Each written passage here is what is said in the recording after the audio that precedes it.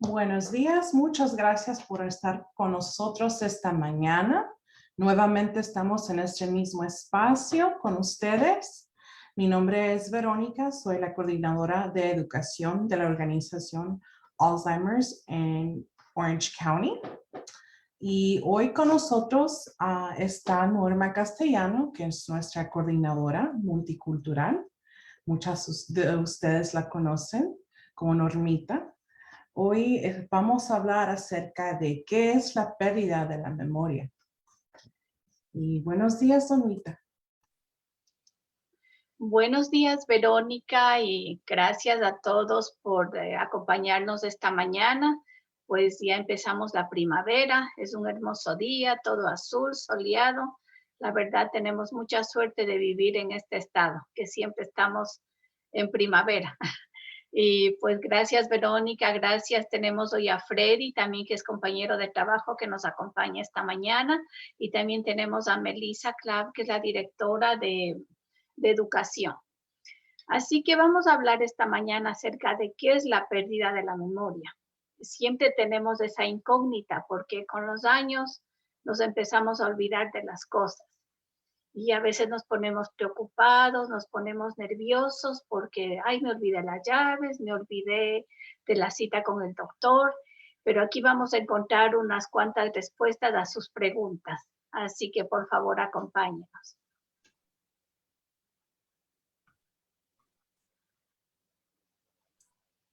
Y también les recordamos de que si tienen alguna pregunta o quieren hacer algún comentario, lo pueden dejar en esta misma, en este mismo espacio para el chat.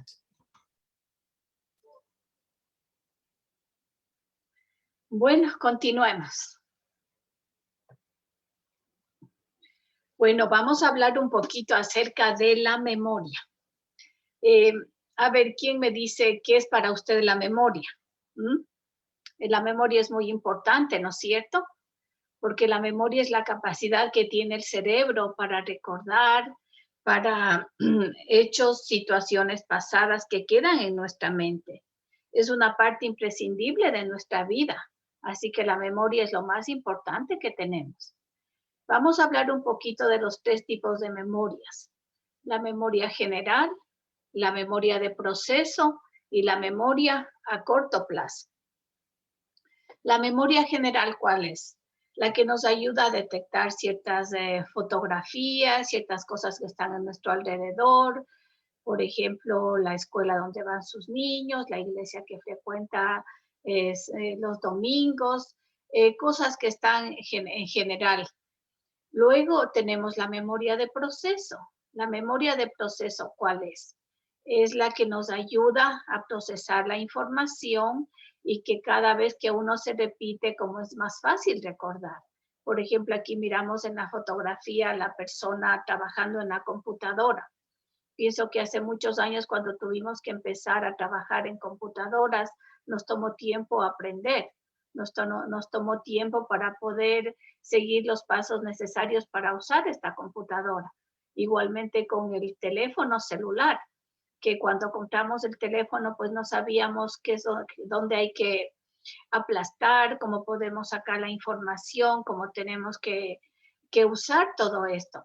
Pero a través del tiempo, a través del uso, a través de continua repetición, ya se hace más fácil. Igualmente hoy que estamos con la tecnología. En las primeras clases, quizá cuando tuvimos que aprender a usar el Facebook, a usar el Zoom, nos costó un poquito más de trabajo, pero conforme estamos repitiendo la acción, conforme estamos usando, nuestra memoria está procesando esa información de cómo usar, qué pasos hacer y se hace más fácil. Y no sé si ustedes se han dado cuenta hoy, pues ya es fácil entrar en las clasecitas, en los programas, en diferentes cosas que hay a través de la tecnología. ¿Por qué? Porque ya nuestro cerebro está capacitándose para eso. Y con el proceso de cómo usar ha sido mucho más fácil. Luego tenemos la memoria a corto plazo. La memoria a corto plazo, ¿cuál es? La que nos define las cosas que hicimos quizá ayer, hace unos minutos. Por ejemplo, aquí dice si hemos mirado una mariposa ayer. Por ejemplo, ayer que tomó de desayuno. el sábado pasado si se fue a visitar a su amiga, qué ropa se puso. Son cositas que están almacenadas en esa parte que es la memoria corta. Pero esta memoria a corto plazo es la que empeora con la edad. Y es la que a veces tenemos problemas, que decimos, pues, llegó de la casa, agarró las llaves y por ahí puso sus llaves, luego dice, ¿dónde dejé las llaves? Está con unos papeles en sus manos, de repente se olvida dónde dejé esos documentos que tenía que firmar. Se olvida la cita con el doctor, cosas que pues antes eran más fáciles de recordar, ahora tiene un poquito más de problema. ¿Por qué? Porque con la edad este tipo de memoria a corto plazo empieza a tener un poquito más de dificultad. Habíamos hablado en unas clases anteriores que a partir de los 30 años la memoria ya no trabaja igual. Entonces ahí nos damos cuenta de que hay ciertas cosas que nos afectan, pero podemos tratar de mejorar esa memoria corta a través de estar un poquito más organizadas, de diferentes otras cosas que podemos hacer. Pero aquí lo más importante, que esta memoria corta es la que empeora con la edad.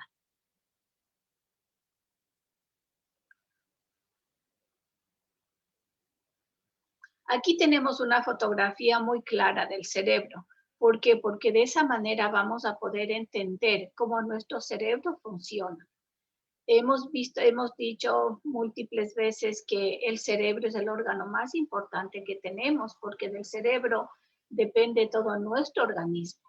Y el cerebro está dividido en diferentes partes. Fíjense, aquí tenemos la parte del lóbulo frontal, donde está aquí la fotografía, que es la que se encarga de la memoria, el comportamiento, el razonamiento, el movimiento, la inteligencia y la personalidad. Esta parte del cerebro define todo esto. Luego tenemos el lóbulo parietal, que está acá de color naranja. ¿Qué se encarga esta parte del lóbulo parietal? De las sensaciones, cuando tenemos que hablar, tener una conversación, la lectura para leer algo que tenemos que hacer, la orientación, el razonamiento, la inteligencia. Entonces, este lóbulo parietal se encarga de todas estas funciones. Luego tenemos el lóbulo temporal, que está aquí de color amarillo, que se encarga de la parte de lo que hablamos, la parte del comportamiento, la parte de escuchar, del oído, la memoria, nuestras emociones y la vista. Es esta parte del lóbulo temporal.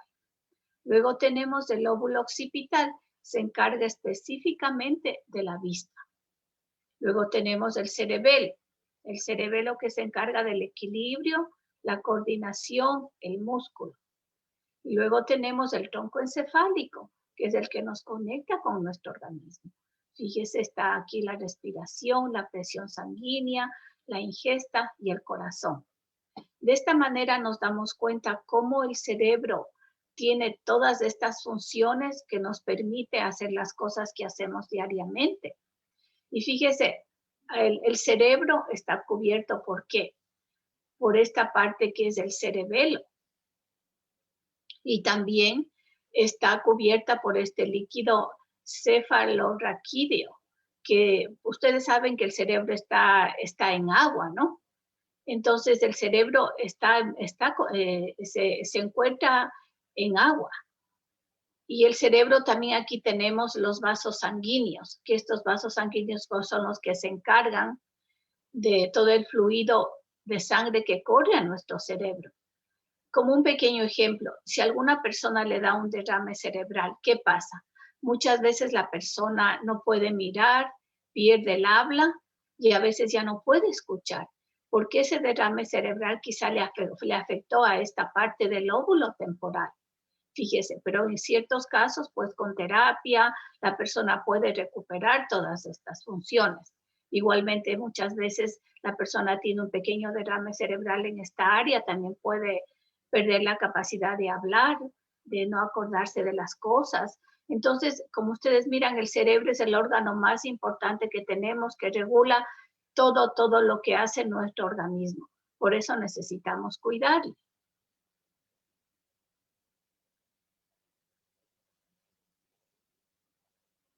¿Qué es lo que nos puede afectar a la memoria?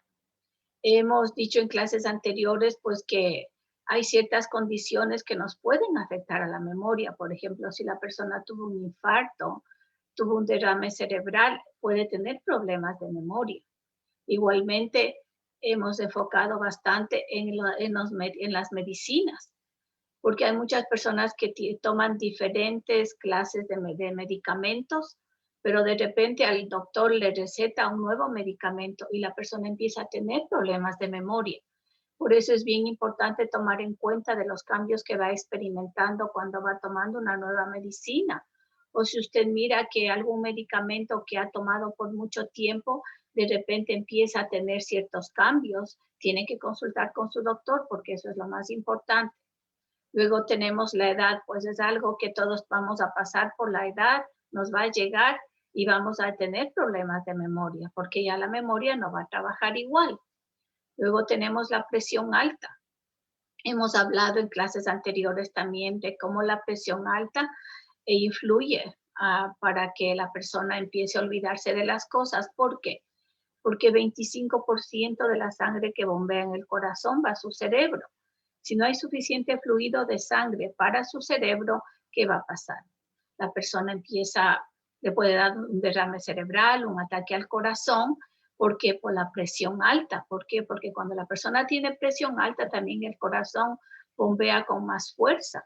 Y eso hace que las venas se enduren un poquito más, entonces a veces no hay suficiente fluido de sangre. Bueno, acá tenemos la depresión, que es algo que se está escuchando diariamente en este momento por la situación que hemos vivido de la pandemia.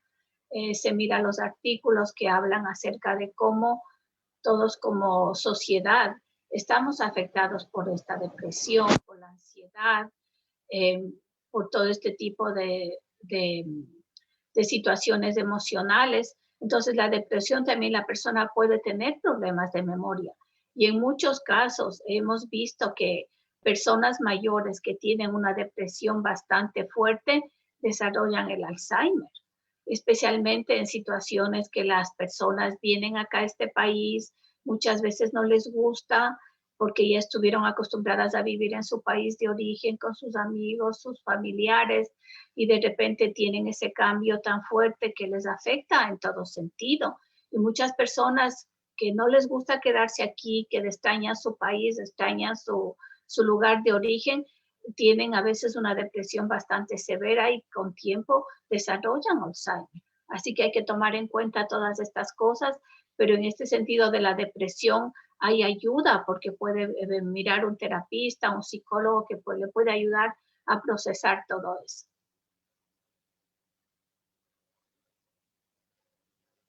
Una de las señales más comunes de demencia es olvidarse de cosas que recién hemos aprendido.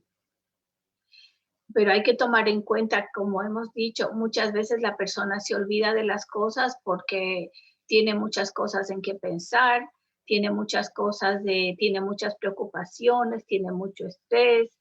Entonces eso puede que la persona también se olvide de las cosas. No porque se olvida de las cosas ya va a ser definitivamente que tiene Alzheimer. Entonces hay que tomar en cuenta ciertas características para que usted realmente se preocupe. Pero como decimos aquí, una de las señales más comunes de demencia es olvidarse de cosas que recién hemos aprendido. Por ejemplo, el papá, la mamá, el suegro que de repente le empieza a preguntar lo mismo, que no se acuerda de que el nombre de sus hijos, que no se acuerda de la cita con el doctor. Ahí hay que poner un poquito más de atención.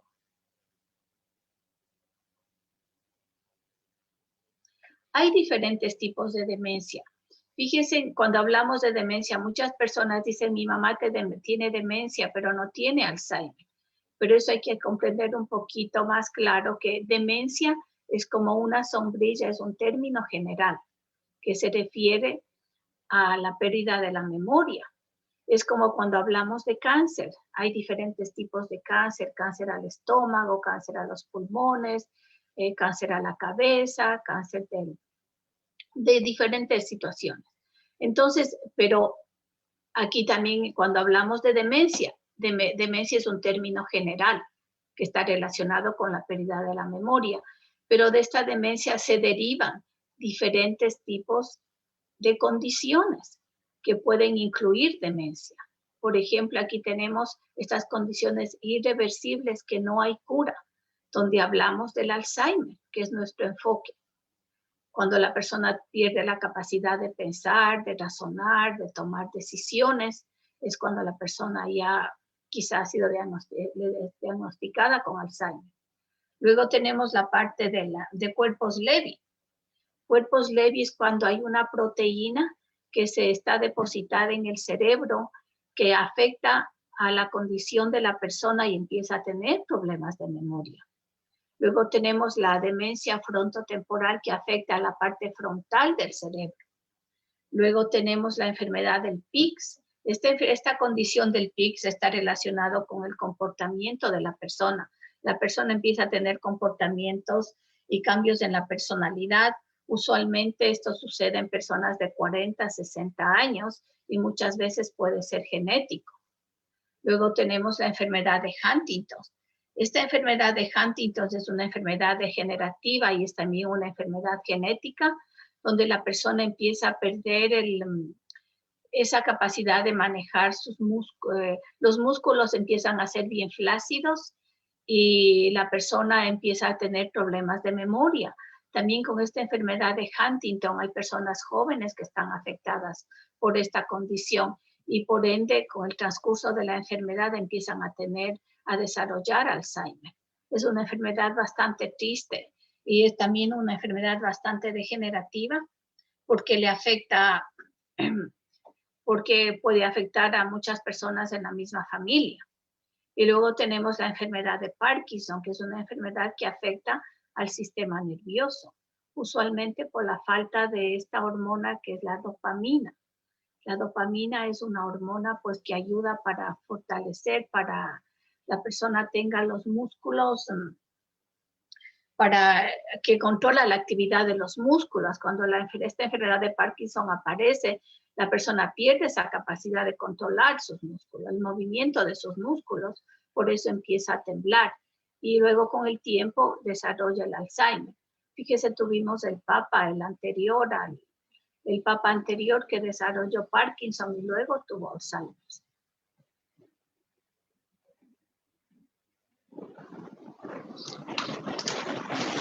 Y hay también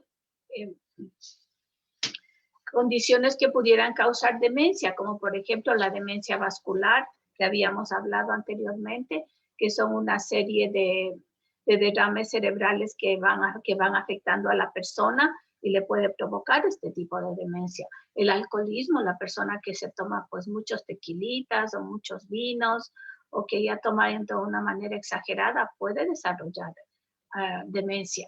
Golpes en la cabeza, hay muchos casos, por ejemplo, el boxeador Muhammad Ali, él desarrolló Parkinson, desarrolló Alzheimer, pues como boxeador estuvo expuesto a tantos golpes en la cabeza, ¿no? Igualmente ahorita hay bastante enfoque en los jugadores de fútbol, del soccer, que no permiten que ya den cabezazos cuando están en los juegos, porque eso puede provocar trastornos en el cerebro y puede provocar la demencia.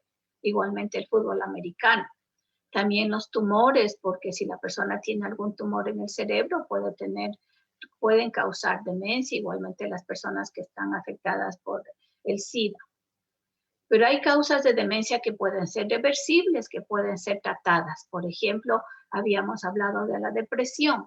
La depresión con terapia, con ayuda, con diferente ayuda que pueda conseguir la persona, puede ayudar a superar esa depresión. Igualmente habíamos hablado de las medicinas, que si toma la persona mucho medicamento, tiene algún medicamento nuevo, puede provocarle la pérdida de la memoria, pero puede mejorar. Igualmente deficiencia de vitaminas, se ha hablado mucho de que la deficiencia de ácido fólico, vitamina D, B12, vitamina E, también puede afectar a la memoria. Entonces, pero si tiene una dieta más balanceada, que está compuesta de vitaminas que le ayuden para su memoria, puede mejorar. Igualmente la enfermedad de la tiroides, personas que tienen el problema de la tiroides pueden tener problemas de memoria, pero pueden mejorar. Así que todo esto es positivo porque si hay problemas de memoria que están relacionadas con estas condiciones, hable con su doctor y puede tener la manera de mejorar esa memoria y mejorar las cosas que se está olvidando.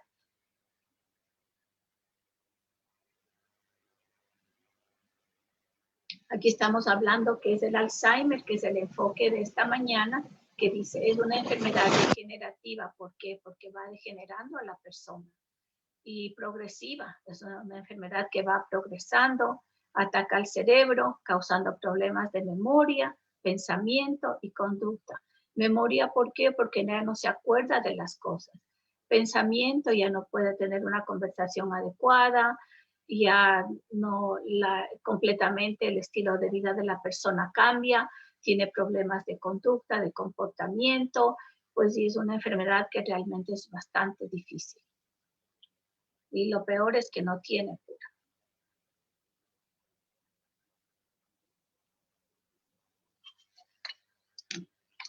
Dicen, aquí tenemos la fotografía del doctor Alois Alzheimer. Es un doctor alemán que en el año de 1864 pues nació y murió en 1915. Pero en el año de 1907, este neurólogo alemán, Alois Alzheimer, publicó un reporte de una señora que murió a la edad de 55 años después de padecer de 5 a 6 años de una enfermedad mental progresiva. Bueno, han pasado más de 100 años para que hoy exista todo ese desarrollo, esa información y esa investigación acerca de esta enfermedad del Alzheimer. El nombre a este doctor se le dio, este doctor fue el precursor de esta enfermedad en el sentido de que por su descubrimiento, por su estudio, es lo que se le dio el nombre de Alzheimer. Pasa que este doctor tenía diferentes pacientes que trataba con diferentes condiciones de enfermedades mentales. Pero cuando encontró esta señora que tenía 55 años, pero si se ponen a pensar hace 100 años, el índice de vida quizá era 55 años, pues no había tecnología, no había muchas investigaciones. Entonces la señora tenía, como dice aquí, después de padecer de 5 a 6 años de una enfermedad mental progresiva, el doctor hizo este estudio y publicó el reporte, porque la condición de la señora era completamente diferente a los otros pacientes que él trataba. Y es por eso que él se enfocó en el estudio de la condición y de todas las características que se daban en la enfermedad que tenía esta señora para poder luego hacer ese reporte donde él descubrió acerca de esta enfermedad de Alzheimer.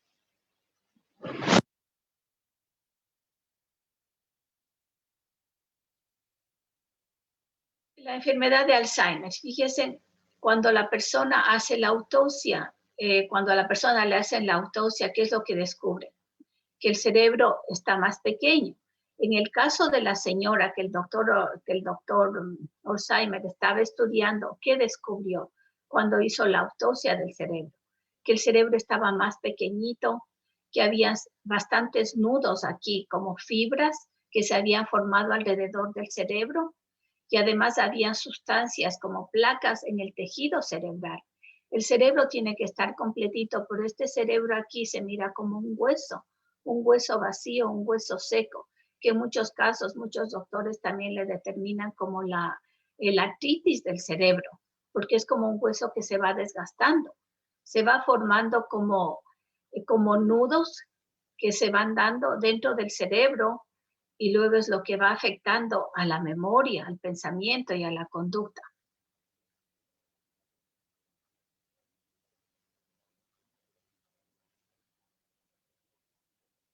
Fíjense qué es lo que pasa en el cerebro. La persona, este es el cerebro de una persona normal y el cerebro de la persona con Alzheimer. Miramos aquí, el cerebro está completito, está todo lleno, no hay espacios vacíos, huecos, espacios vacíos tan grandes, entonces se le mira bien. Pero en la persona que tiene Alzheimer, vean la diferencia con el cerebro.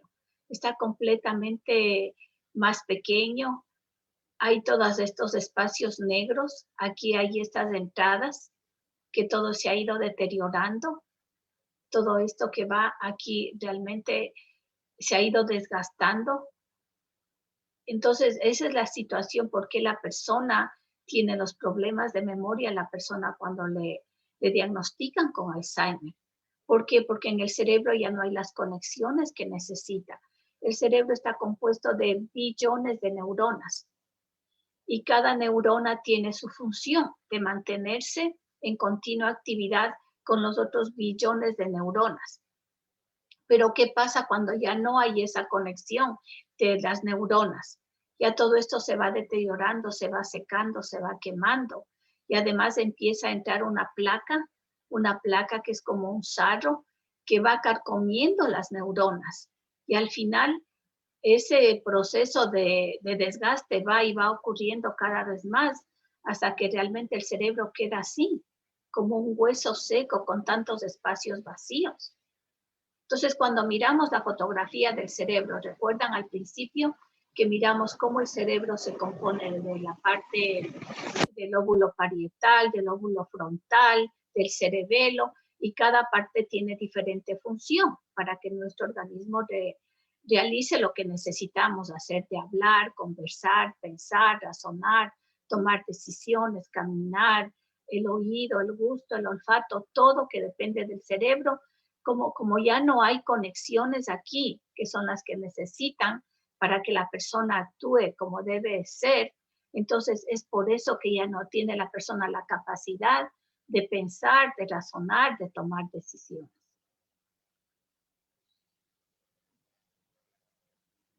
Fíjense aquí que afecta a la parte de la memoria que está aquí. Aquí está completito, fíjense, la parte del lenguaje, que nos acordamos de las cosas, que nos acordamos del nombre de las cosas. Acá la memoria ya está completamente diferente. Hay un espacio bastante vacío, el hueco con bastante fondo y todo está desgastado. Igualmente acá, que es el lenguaje. Fíjese, de aquí para acá, la diferencia es bastante grande. Aquí ya no hay neuronas, aquí ya no hay conexiones. Entonces, cuando la persona que está afectada con esta enfermedad quiere acordarse del nombre del cepillo de dientes, de la peinilla, del suéter, de los zapatos, ya no hay esa conexión que le permite recordar. Entonces ya no se acuerda, aquí ya no recuerda las cosas y aquí ya no puede tampoco conectar con la parte del lenguaje. Entonces aquí nos da a entender por qué la persona actúa de esa forma, porque el cerebro ya está completamente desgastado.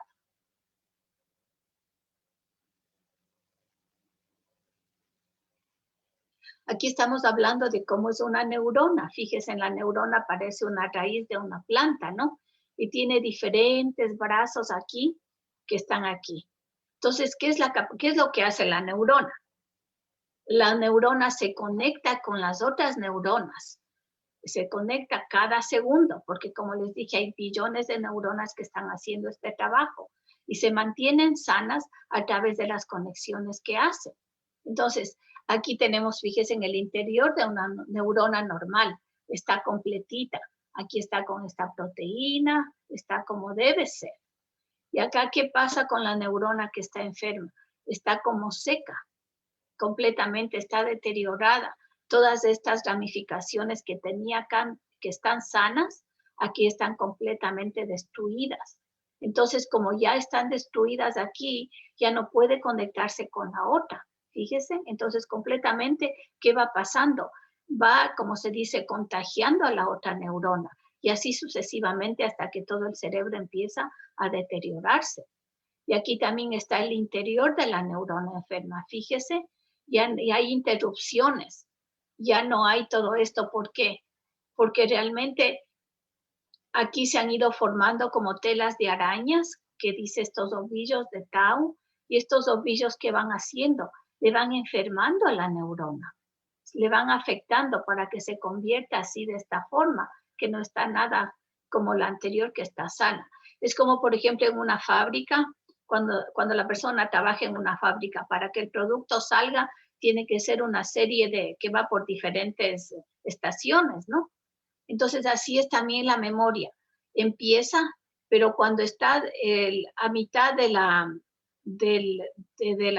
las siguientes funciones que tiene que hacer, que se trabaje en equipo, por ejemplo, en la fábrica, para que salga el producto al final. Si a la mitad de del trabajo alguna máquina se dañó, ya no hay esa función, el producto ya no sale bien. Es así igual la memoria. La persona escucha la palabra, se acuerda de las cosas, pero cuando tiene que llegar a la parte donde tiene que guardar y luego recordar, ya no hay ese proceso, ya completamente está obstruido. ¿Por qué? Porque las neuronas ya no están trabajando bien. Y eso es lo que pasa con la persona cuando desarrolla esta enfermedad del Alzheimer, la falta de conexión de las neuronas. Y aquí estamos hablando de los neurotransmisores. Fíjense aquí todos estos puntitos que se miran. Estos neurotransmisores que hacen son sustancias químicas creadas por el cuerpo que transmiten la información de una neurona a otra por medio de la sinapsis, que es el proceso que necesitan. Y cuando esto ocurre, la sustancia química se libera y actúa. Entonces, hay diferentes tipos de neurotransmisores. Entonces, estos neurotransmisores, ¿qué hacen? Envían la información, ¿no? Mediante estas señales que van viajando viajan desde el sistema nervioso central para coordinar todo con nuestro organismo. Entonces, aquí fíjese, tenemos diferentes tipos de hormonas que son sustancias químicas que son fundamentales para poder que nuestro cuerpo tenga un equilibrio. Aquí tenemos la serotonina, la dopamina, la glutamina, endorfinas, noradrenalina, acetilcolina, GABA y adrenalina. Habíamos hablado en clases anteriores de lo importante que es cuando estábamos hablando de la parte del estrés, de lo importante que es tener estas hormonas sanas, saludables, para que nos sintamos bien, estemos tranquilos, estemos contentos, estemos alegres, la persona pueda dormir bien, la persona pueda tener una actitud positiva, pueda hacer las cosas de la mejor forma. Pero cuando estos neurotransmisores ya no trabajan, ninguna tampoco de estas neuronas, estas hormonas pueden trabajar. Entonces todo eso también afecta a la persona, afecta al cerebro y por ende a nuestro organismo, porque todo está conectado. Está conectado la mente con nuestro cuerpo, ¿no?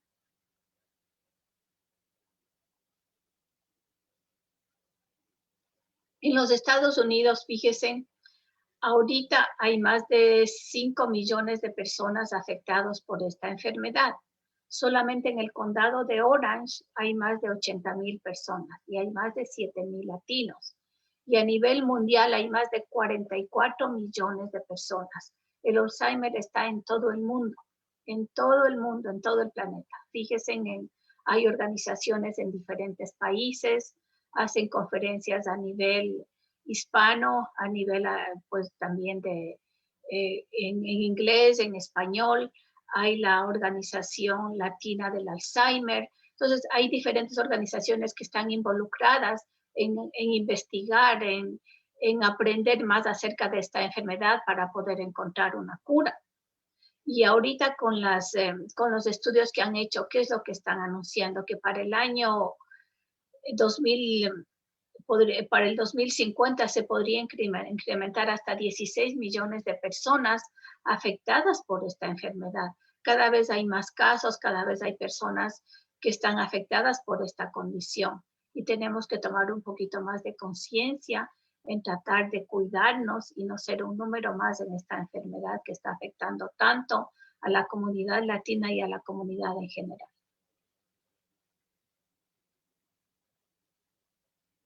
Según las estadísticas, más de 7 a 10 personas con Alzheimer viven en la casa. Un 75% del cuidado es proveído por uno o más familiares. Especialmente en la comunidad latina tenemos esa tendencia que no queremos dejar a nuestro familiar en ningún lugar, en una sala, en un asilo de ancianos, queremos cuidarle. Pero también, ¿qué pasa? Eso también hay un riesgo, porque las personas que cuidan al paciente tienen un riesgo de mortalidad por arriba del 63%, porque es una enfermedad que necesita mucha dedicación, mucha paciencia, como hemos dicho siempre, es una enfermedad que implica las 7 virtudes de los santos. Así que realmente es una enfermedad bastante difícil.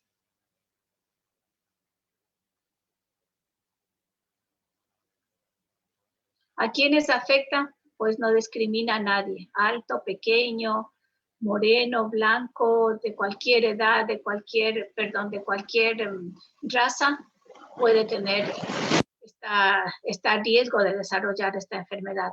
En los latinos tenemos más riesgo. ¿Por qué?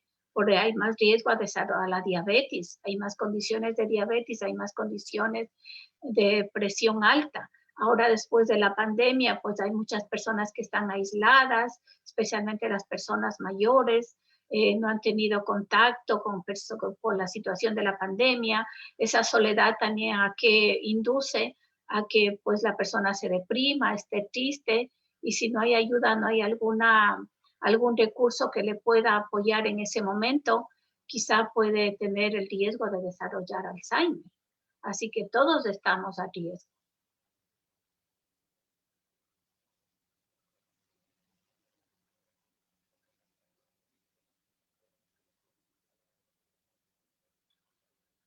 ¿Y a quiénes afecta? Pues cuando la persona con la edad tenemos más riesgo.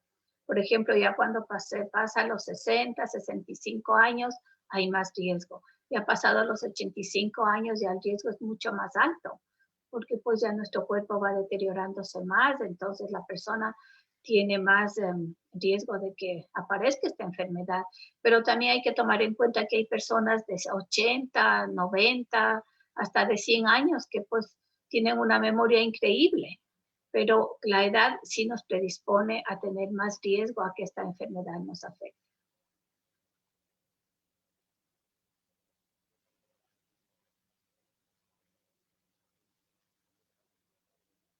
Las señales de aviso, eso hay que tomar en cuenta, y porque es importante saber.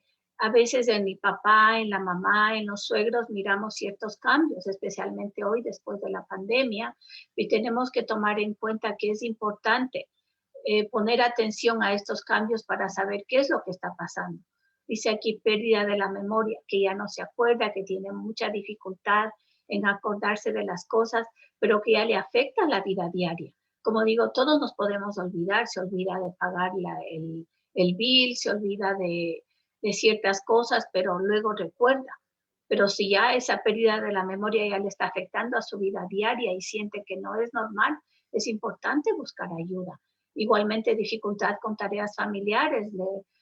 Usualmente preparaba una receta de cocina, un pastel, una sopa, unos tamales, algo que hacía riquísimo. De repente ya no se acuerda qué ingredientes tiene que poner, no sabe cómo preparar esa sopa, cómo preparar a veces cositas tan simples, pero que ya no tiene esa capacidad. Problemas de lenguaje, no se acuerda cómo se llama el cepillo de dientes, no se acuerda el nombre de la iglesia donde va, no sabe qué día es, no sabe dónde vive, cosas que ya realmente usted se da cuenta que no son normales. Desorientación, muchas personas salen a caminar, ya no regresan porque no se acuerdan de cómo regresar a su casa. Esto sucede mucho, hemos visto anteriormente en las noticias que sale el abuelito que se ha perdido porque salió a caminar y no regresa, porque están desorientados. Hay muchos de estos problemas. Hay que tomar en cuenta todas estas situaciones que a veces parecen pequeñitas, pero que a veces asumimos, decimos o no es la edad, pero hay que diferenciar cuál es el olvido por la edad que por la enfermedad. Igualmente, juicio inapropiado, que muchas veces está haciendo un calor bastante fuerte y la persona se viste como que está haciendo frío, como que va la nieve, hace cosas que no están bien. Por eso es importante tomar en cuenta que la persona cuando está en esta condición no puede realizar tareas que hacía antes. Por ejemplo, en el juicio inapropiado quizá puede caminarla, pasarse la luz y no se da cuenta que está en rojo. ¿Por qué? Porque ya no en la parte del sentido común ya tiene problemas con eso.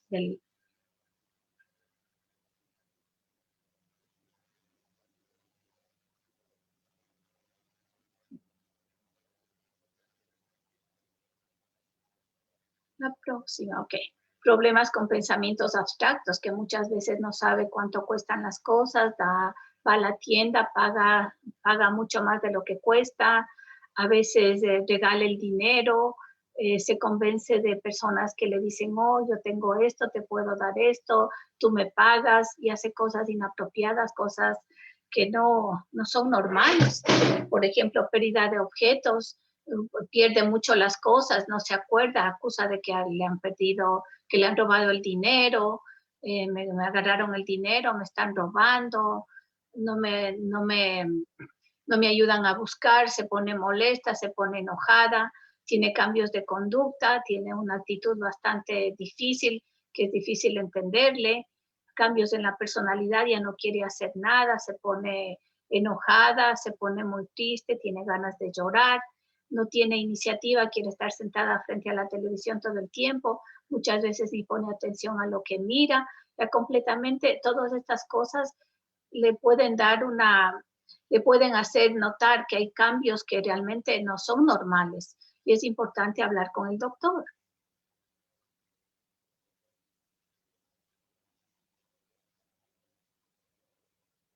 Dice, el diagnóstico no es fácil de hacer. Bueno, necesita una historia médica de la persona, hacerle un examen físico, análisis de laboratorio, exámenes adicionales para mirar qué realmente es lo que está pasando con la persona. Porque como habíamos dicho, quizá puede ser que tiene problemas de memoria, pero tiene el azúcar demasiado alta, la presión alta igual. Entonces, por eso es importante, o tiene problemas de la tiroides. Entonces, todos estos análisis le van a ayudar a tener un diagnóstico más apropiado.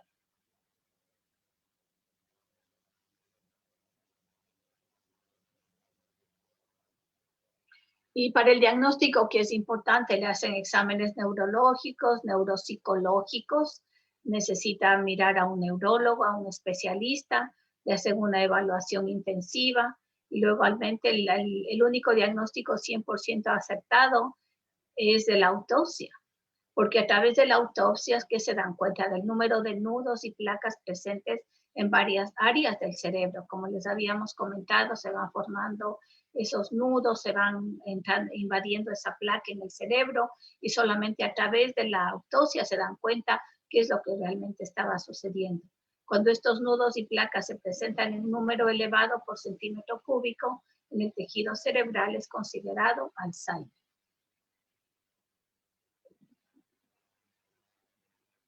Medicamentos, hay diferentes tipos de tratamientos, fíjese, estos que dice cloninesterasa, inhibidores, la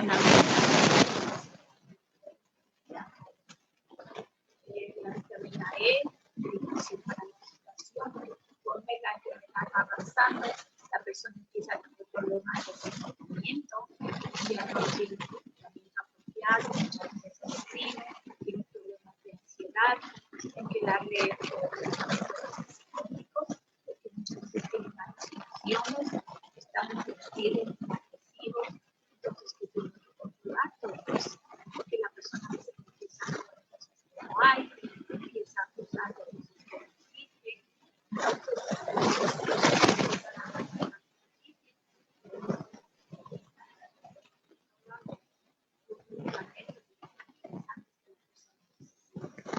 Normita, perdón, voy a asistir aquí un poquito. Parece que el micrófono está teniendo un problema.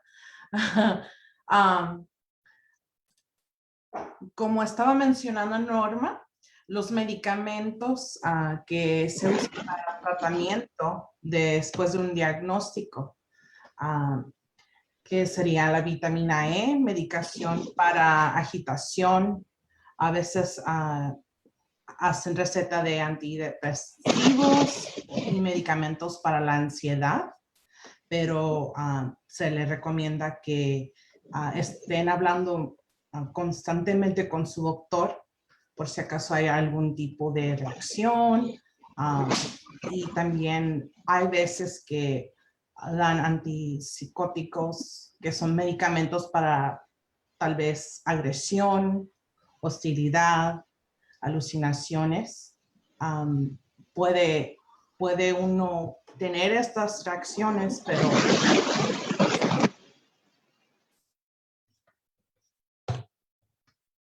y hay mucho que aprender.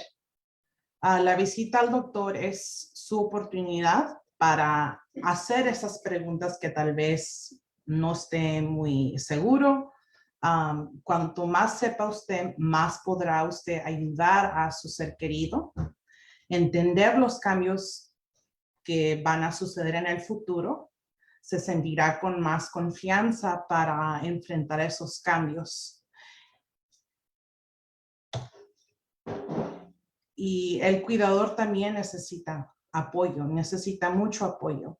El estrés lleva muchas veces la depresión, aunque sabemos que es un poquito difícil explicarlo a nuestros seres queridos, pero uno también se tiene que cuidar un poco más porque uno puede tener problemas de salud. No debe de hacerlo todo solo. Si necesita ayuda, lo puede hacer, puede pedir ayuda tal vez a un ser querido, un familiar, a un amigo, y también puede recurrir a nuestras organizaciones como nosotros de Alzheimer's Orange County, que tenemos grupos de apoyo, tenemos recursos y centros que están disponibles hasta ahí, a hablarles. Ahorita sé que es un poquito difícil con la pandemia, pero normalmente se pueden hacer hasta visitas en su casa, en su hogar, para poder asistirla en lo que uno pueda, para que usted también se pueda tomar un poquito de tiempo para sí mismo. Usted debe de cuidar su propia salud, es muy importante. Como mencionó Norma anteriormente, uno como cuidadora también en la salud les afecta mucho. Es drástico lo que afecta a la salud por el estrés, igualmente por la depresión. Se les pide que visite a su doctor con regularidad. Y recuerde que si usted se enferma, no podrá proveer un buen cuidado a su ser querido. Entonces les pedimos que por favor se cuiden y también busquen ayuda si lo necesitan. El impacto de Alzheimer's, hay más de 5.3 millones afectados mundialmente. Y como mencionó Norma anteriormente, más de 84,000 en el condado de Orange o que tienen riesgo de desarrollar Alzheimer's. Es la quinta causa de muerte en adultos que tienen más de 65 años y de 7 a 10 viven en la casa bajo el cuidado de un familiar o amigo. Y de 7 a 10 personas que están en asilos tienen demencia.